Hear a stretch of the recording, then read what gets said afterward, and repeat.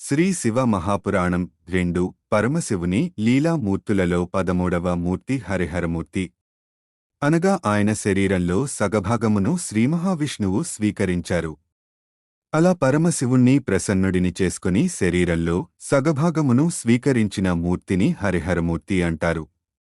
నీవు ఎటువంటి భక్తితో ఎటువంటి ఉపాసన చేసి శంకరుని అర్ధభాగమును పొందావో ఆ ఉపాయమును నాకు చెప్పవలసినది అని పార్వతీదేవి నారాయణుణ్ణి ప్రార్థన చేస్తే, శ్రీమన్నారాయణుడు పార్వతీదేవికి ఉపదేశం చేసిన స్తోత్రమే శివాష్టోత్తర శతనామ స్తోత్రము.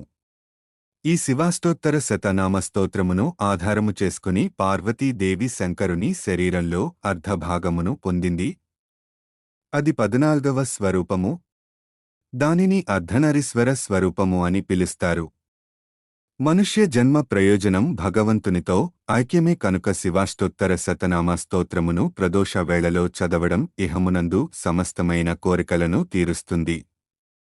పరలోక సుఖమును భగవంతుని అనుగ్రహమును మనయందు ప్రసరింపజేస్తుంది. శివో మహేశ్వరః అని పిలుస్తారు. మహేశ్వరః అనబడే నామము చిత్రమైన నామము.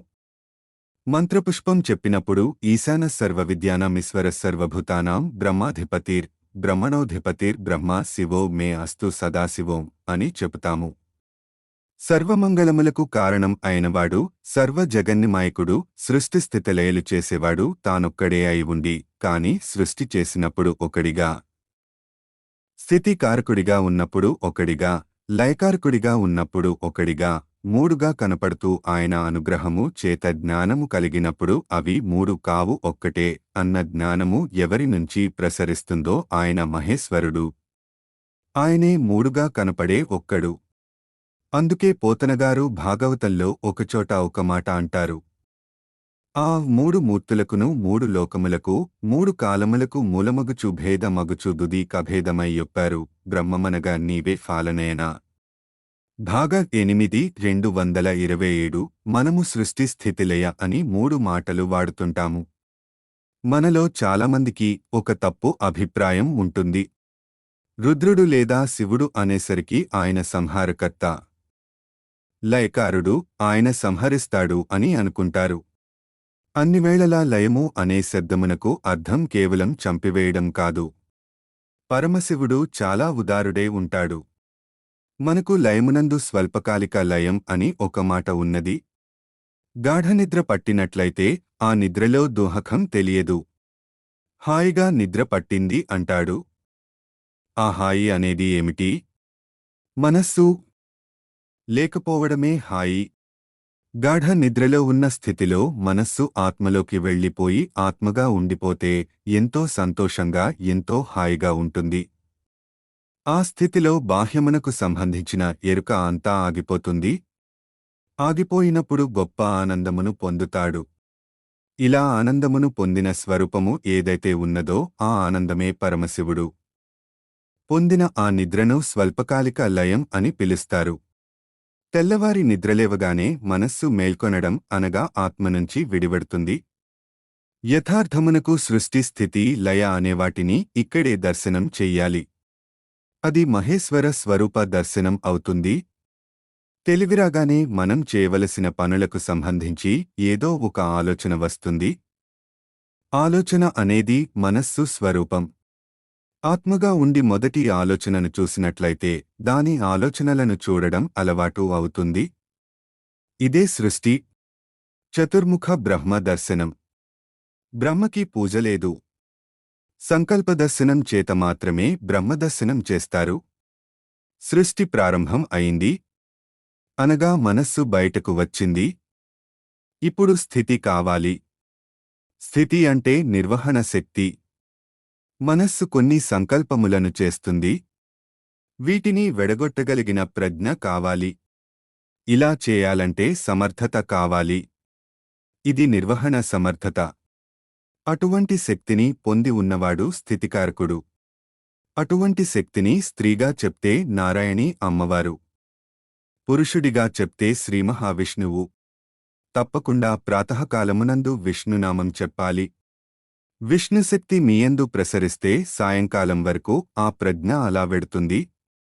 విష్ణు పూజతో విష్ణు నామంతో రోజు ప్రారంభం కావాలి. తరువాత అభిషేకం చేసుకోవచ్చు, శివార్చన చేసుకోవచ్చు. కాని విష్ణునామంతో ప్రార్థించాలి. భగవంతుడు ఒక్కడే. కాని ప్రయోజనం చేకూర్చడానికి అన్ని రూపములను పొందాడు. రాత్రి నిద్రపోయే ముందు 11 మార్లు శివనామం జపించి విశ్రాంతి స్థానమునకు శరీరమును చేర్చాలి. ఇప్పుడు ఈ శివానుగ్రహం స్వల్పకాలికలయం.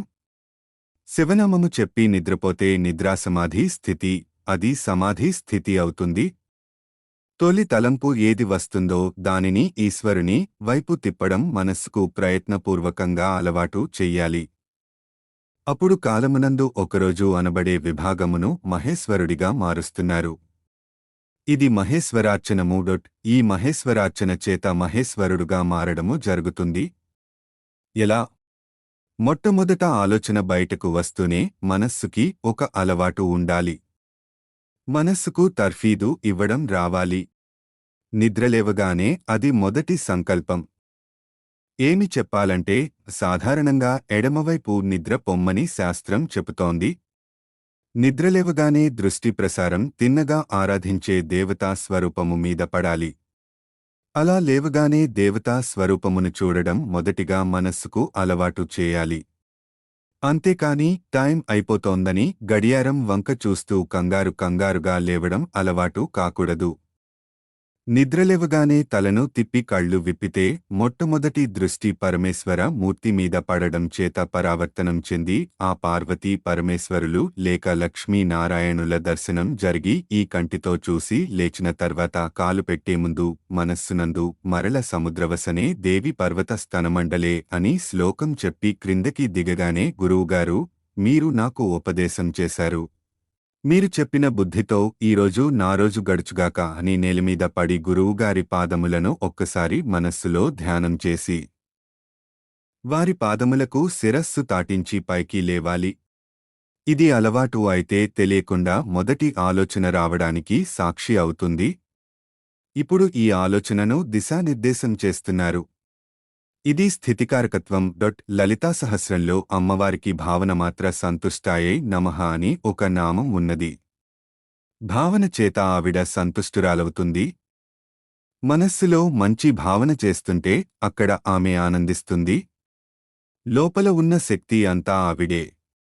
ఇక్కడ ఉన్న ప్రకృతి, వికారమైన శరీరము ఆవిడ. ఇది ఆయనను కోరుతోంది. దీనిని దానితో కలపాలని ఆవిడ తెరపైకెత్తుతుంది. ఇది మాయ అన్న యవనికను ఒకరోజున పైకి ఎత్తేస్తుంది. దానితో కలిస్తే అది జీవితంలో అనుసంధాన ప్రక్రియగా వెళ్లవలసిన మహేశ్వర స్వరూపము. అంతేకాని మహేశ్వర స్వరూపమనగా ఏదో దేవతలందరి చేత పూజించబడేవాడని అనుకోకూడదు. అలా అనుకోవడం దోషం కాకపోవచ్చు. కాని అలా అనుసంధానం చేసుకుంటే అది భక్తికి బాగా పనికొస్తుంది.